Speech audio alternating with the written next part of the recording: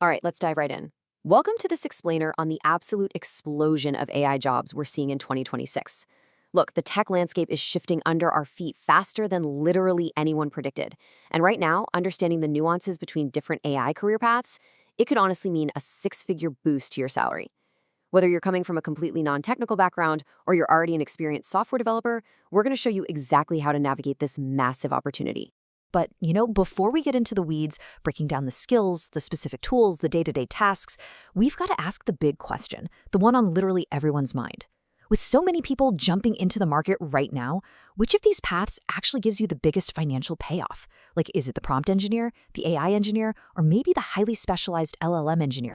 To figure that out, we're going to look at the AI job boom, compare the actual skill requirements, assess the technical barriers, break down the salaries, and finally, help you choose your specific career path. So, Section 1, the AI job boom. Right now, we are seeing thousands of professionals totally pivoting their careers. And the reason is simple. Generalist roles are out. Specializing in AI is the ultimate hiring trend for 2026. Recruiters are actually seeing 3 times as many applications for generalist roles, while specialized AI talent is just fought over tooth and nail. You definitely don't want to confuse these specialized roles because you could end up wasting months studying the wrong things. To put this urgency into perspective, it's all being driven by the global AI services market. Get this, it officially crossed the $200 billion mark in 2025. $200 billion! And it's just kept growing, which has created this massive global talent shortage. Internal hiring pipelines just can't keep up with product demand right now. That's exactly why companies are paying an absolute premium for anybody who can actually demonstrate real-world AI skills. Moving right along to Section 2, comparing skill requirements. Okay, let's start at the foundational level, the prompt engineer.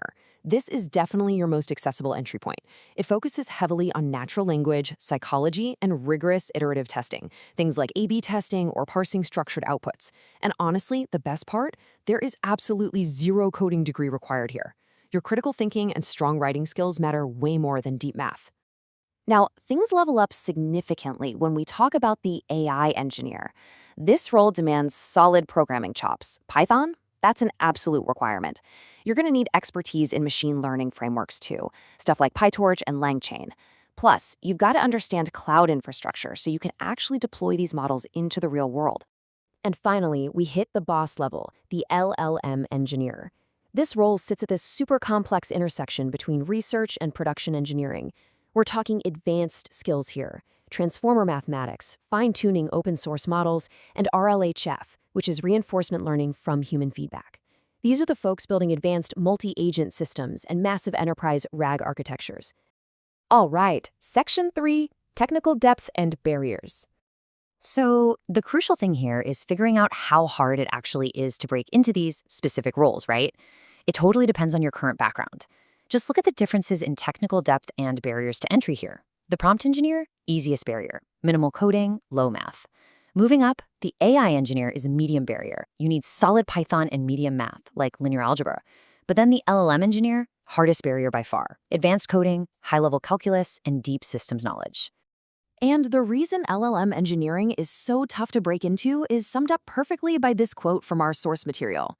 LLM engineering requires mastering of transformer mathematics, distributed systems, and software engineering simultaneously. Doing all 3 at once, that specific combo takes literally years to develop. And because of that crazy steep learning curve, there are fewer than 50,000 qualified LLM engineers globally right now. Meanwhile, there are hundreds of thousands of open positions. So, if you're looking to change careers, you have to be really honest about your current skills. If you're coming from a non-technical background, hey, don't try to boil the ocean and learn everything at once. Start on the left side with prompt engineering. But if you're already a software developer, you've got a massive head start. Don't let it intimidate you. You can successfully pivot into AI engineering in about 6 months of focused study, simply because your coding background drastically cuts down that learning curve. Which brings us to Section 4, the salary breakdown. All right, here's the financial payoff I know everyone's been waiting for. As you'd expect, higher technical depth unlocks some massive rewards. A prompt engineer averages a super healthy $130,000 a year. The AI engineer bumps it up to $162,000. But the LLM engineer tops the chart at $185,000 for a base salary. And honestly, here's the kicker, that is just the base. Once you factor in equity packages and bonuses at top tech firms, LLM engineers are frequently seeing total compensation between $200,000 and $400,000 a year. But, the wealth isn't just in traditional 9-to-5 jobs. The alternative earning potential here is kind of staggering. Look at AI consulting. That's pulling in $150 to $400 an hour. Freelance prompting on platforms like Upwork, $75 to $200 an hour. You could build a niche micro SaaS product generating 10 grand a month in recurring revenue, or even do technical writing for major AI platforms for up to $15,000 a project. The ways you can monetize these skills are just incredibly diverse. Let's wrap things up with Section 5, choosing your career path. To avoid the skill dilution that trips up so many career changers, you absolutely have to follow these 4 steps. First off, evaluate yourself honestly. Do you know Python or not? Second, pick just one of the 3 paths to focus on. Don't split your attention. Third, map out a strict 90-day learning curriculum. And fourth, prioritize building real-world projects over just, collecting certificates. A strong portfolio of 3 to 5 real projects is going to matter way more to a hiring manager than any piece of paper.